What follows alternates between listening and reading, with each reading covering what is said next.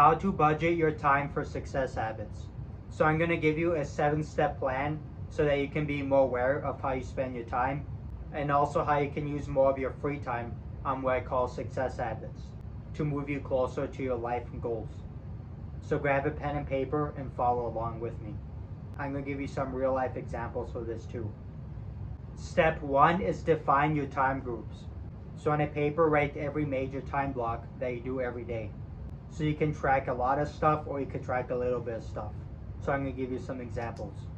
So let's say for time blocks, let's say number 1 is work or college. Let's say that takes 8 hours. Let's say driving and maybe waiting in traffic. Let's say another hour. Let's say you do an hour workout, 1 hour. And this time blocks is stuff that you do during your whole week, not just every day. And if you really want to be specific with this, you can track even the little things. Like let's say bathroom, let's say food. That includes all your meals, cooking, eating, washing dishes. It could be some entertainment if you do that. It could be communication, like talking to your friends and stuff. It could be drinking water to make sure you hit your hydration goals throughout the day. If you have a morning routine, you could do that. If you have a night routine, I actually have a video on my channel about my morning and night routine, so make sure you check that out. So those are 10 examples. You can add a lot of stuff to this, but for this video I'm going to keep it simple with these 10 examples. So this gives you time awareness about how you spend your time throughout the week, and you can be as detailed as you want on this. Just make sure this stuff that is on here you can actually time track and you think it's actually worth tracking. Step 2 is estimate time per group.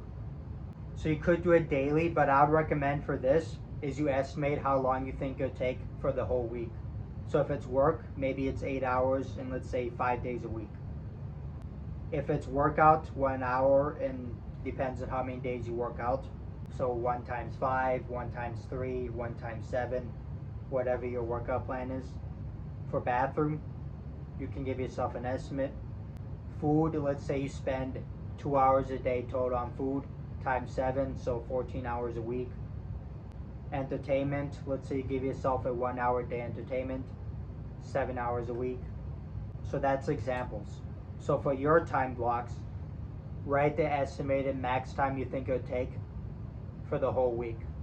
Knowing this will help you because you can give yourself a max time on a timer for this. I'll show you in a second how that's going to work. Step 3 is time track each group for at least 7 days. So for this you're going to need some timers. You can keep it simple with 1 timer, or you could use 2 timers for this. Or you could use a phone timer. So for each habit on your time groups, you want to set a timer before you start. So let's say for eating lunch, you set a timer, and then you see how long it takes you for lunch every day for 7 days. And you can give yourself an estimate. So maybe for that, maybe you find it takes 35 minutes to eat your lunch. And then what you could do is, if you want to be more advanced, you can use 2 timers for this. Like for example, let's say for your entertainment block. The reason why I said give yourself an estimated time, because now you can give yourself a max time for certain tasks.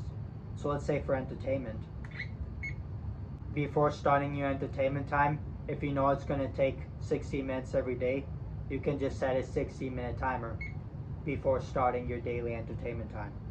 So what do you think is smarter, using 1 or 2 timers for time tracking? And then after that, make like a Google Docs or any online notes and time track on your phone how long each habit took for 7 days. So that way you can get a good estimate of how long each task actually takes. And that's very important for our time tracking. Step 4 is identify time leaks. So just like when you're budgeting money, you need to be aware of where you're losing and wasting money. Same with time. You only have a certain amount of minutes in a day, and we need to know where those minutes are being wasted. So what you can do is either on a Google Docs, a paper, or some Post-it notes, is you need to track and be aware of whenever you are losing time, maybe on procrastination or distraction reasons. So for example, let's say maybe you got distracted from phone notifications. So you can write notifications. Or maybe you got bored during a habit and you picked up a video game, maybe on your phone. So let's say video games. And it can also be a mental reason. So let's say maybe while you're doing a habit, you didn't know what to do and you stopped because of that. So let's say didn't know how to do a habit. Or more specific, didn't know how to do habit 7. Or another example is maybe while you're doing your habits, you had to stop because you got hungry. So let's say I got hungry. So keep a post-it note or Google Docs or online notes easily available so you can write any distraction or time leaks that come throughout your day while you're tracking your daily habits. Step 5 is add friction to leaks. So wherever you identified places where you're wasting time and get distracted, now what you need to do is you need to add friction so that it's harder to start your distraction reason. Just like with money, you need ways so it's harder to waste your money. So what you're going to do for this is, let's say for example for your video games, if video games are a big distraction for you, then what you need to do is you put your video games away. So maybe you put your video game console in another room. Or let's say for your phone notifications, what you could do is if you keep getting distracted from your notifications, then what you could do is just simply turn off your notifications and mute your phone and turn the volume down. And whenever you finish tracking your tasks that you want to do, then you can check your notifications after that, but only after that. Or another thing that you could do is let's say when you're bored, you want to keep checking your phone. What you could do is you get a case or a container and just simply put your phone inside the case whenever you're getting distracted by it. Just like that. Out of sight, out of mind. And you can put this in another room. Or just keep it on your desk if you use it for your time tracking. Step 6 is keep or simplify tracking. So for this you have two options. The first thing that you could do for your time tracking papers for doing this system is you can keep your most productive day paper on your desk. So like let's say this example. Or what you could do is you can keep all of your daily time tracking papers, maybe in a folder. So it's up to you. Do you want to keep the data but also have to deal with a lot of papers all the time? Or do you just want to focus on getting a high score? It's all up to you. So do the option that you think is smartest for your situation. Like for me, if you want to keep it simple and less stressful, just keep the most productive day paper on your desk. So that way you're just trying to beat your high score instead of worrying about keeping every day's paper. Because maybe like you mess up or you get something incorrect on time tracking one day, then it feels like your whole system is broken. But if you just focus on trying to beat your most productive day, then it's okay if sometimes you fail or track something wrong. Don't worry about 100% accuracy. And now look, even with me, a mistake I made. Like let's say this time woke up 12:30 p.m. I know I need to fix my sleep schedule. But my excuse is it's a lot quieter at night. But I really do need to fix my sleep schedule. So just like you, I'm trying to also improve my daily habits. And I also struggle with procrastination.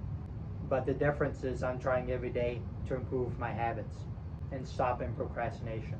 And then step 7 is fill your free time with success habits. So just like with money, you might have a certain amount of money left after paying your expenses and bills.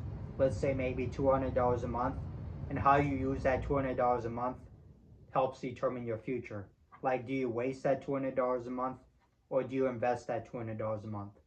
Same with your free time. So after you do this system and you track your time, you might notice you have some free time every day. Maybe it's 2 hours a day, maybe it's 5 hours a day, but whatever, how much time you have, you need to use that time smartly. So what you need to do is invest that time in what I call success habits. So what is a success habit? It's something that you do daily or often to get to your definition of success. So maybe it could be reading books, maybe it could be doing workouts, maybe it could be networking, starting a social media brand like what I'm doing. So slowly replace your entertainment and wasted time and replace that time with success habits. Your future is determined by how you use your waking minutes. Use it smartly.